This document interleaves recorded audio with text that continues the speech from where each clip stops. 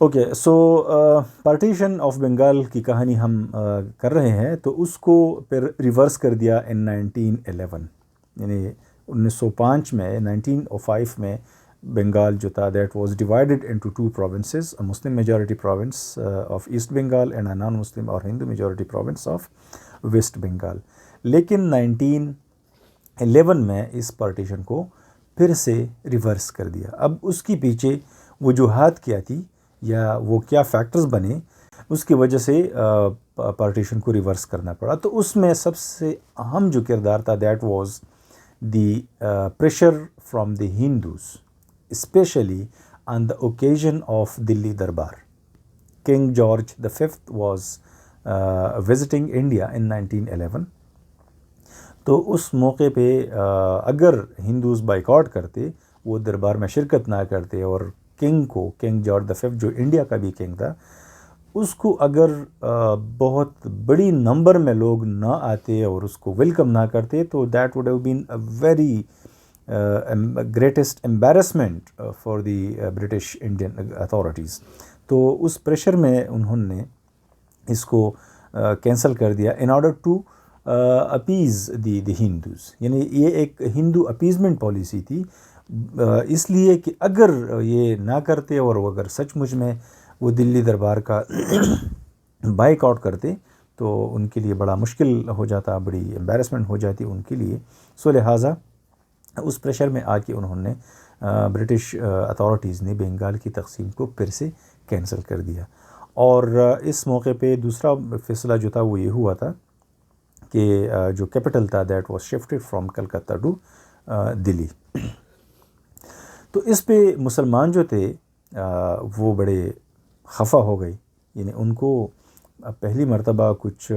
ملا ہوا تھا، ان کے ہاتھ کچھ آ گیا تھا جو ان سے واپس چھین لیا گیا، تو انہوں نے اس کو بہت سیریسلی لیا، بہت زیادہ اس مسئلے پہ انہوں نے غور و خوض کیا کہ اس طریقے سے تو مسلمانوں کا کوئی بھی حق یا کوئی بھی ان کی رائٹ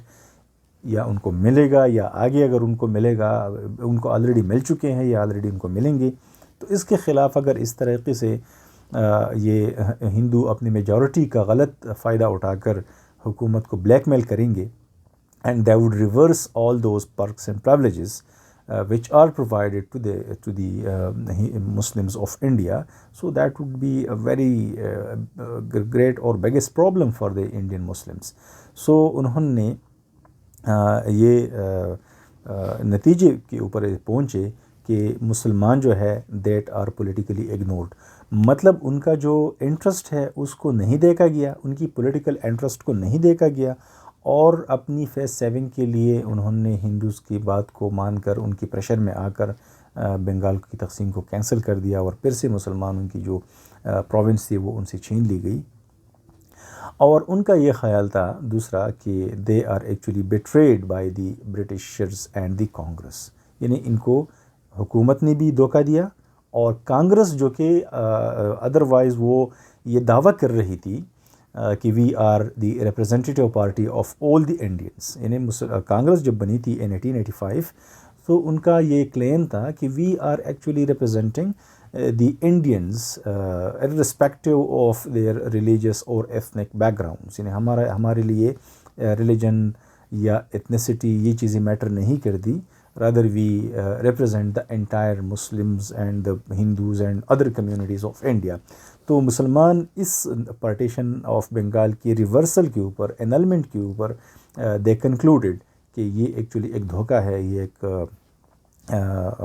جھوٹ ہے جو کہ کانگریس مسلسل بولتی چلی آ رہی ہے، اور مسلمانوں کو ایک دھوکے میں انہوں نے رکھا ہوا ہے۔ اور اس کے ساتھ ساتھ جو سب سے تکلیف دینے والی بات تھی وہ یہ کہ برٹش اتھارٹیز یعنی برٹش گورنمنٹ نے بھی بیٹرے کیا، مسلمانوں کو دھوکہ دیا، ان کی اہمیت کو، ان کی انٹرسٹ کو نہیں دیکھا، اور ہندوز کے پریشر میں آ کے بنگال کی اس پروونس کو پھر سے یونائٹڈ بنگال میں کنورٹ کر دیا۔ سو اس کا نتیجہ یہ ہوا کہ مسلمان جو تھے they lost their faith in the Congress, they were no مور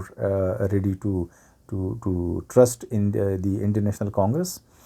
اور دوسرا جو تھا it strengthen the demand for separate political representation, مسلمانوں کی الگ سیاسی ریپریزنٹیشن یا نمائندگی کی جو کنسیپٹ تھی یا جو سوچ تھا اس کو فردر اسٹرینتھن کر دیا۔ تو اس کے نتیجے میں مسلمان جو تھے وہ انہوں نے اب فیصلہ کر دیا کہ now it's the time to get politically active, یعنی ادروائز دی مسلمس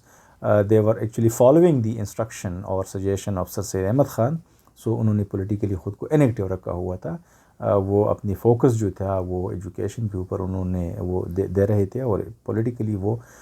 کوئی کسی ایکٹیویٹی کا حصہ نہیں بن رہے تھے۔ لیکن اس پوائنٹ کے اوپر مسلمانوں نے یہ نتیجہ اخذ کر لیا، دے کنکلوڈڈ کہ now it's the right time to get politically active. So جو پہلا پولیٹیکل ان کی مسلمانوں کی ایکٹیویٹی تھی that was the Simla deputation. تو شملہ ڈیپوٹیشن یہ 1906 میں ہوا تھا، جس کو لیڈ کیا تھا سر آغا خان دی تھرڈ نے، اور اس میں مسلمان جو تھے انہوں نے برٹش گورنمنٹ کے سامنے کچھ اپنے مطالبات رکھے ہوئے تھے کہ اور وہ مطالبات جو تھے وہ اس بیک گراؤنڈ میں رکھے گئے تھے کہ مسلمانوں کے کو یہ خوف لاحق ہو گیا تھا کہ جو ہندو ڈومینیشن ہے انڈر دی ریپریزنٹیٹیو گورنمنٹ تو وہ تو رہے گی، ظاہری بات ہے، الیکشنز ہوں گے تو اس میں ہندوز جیتیں گے اور ہم ہار جائیں گے، اور اس طریقے سے پھر کیا ہوگا کہ they will lose their political voice, ان کی کوئی سیاسی آواز نہیں ہوگی، وہی ہوگا جو کانگریس چاہے گا۔ سو اس بیک گراؤنڈ میں انہوں نے لارڈ منٹو کے ساتھ ملاقات کی اور اس کے سامنے چند مطالبات اپنے رکھے۔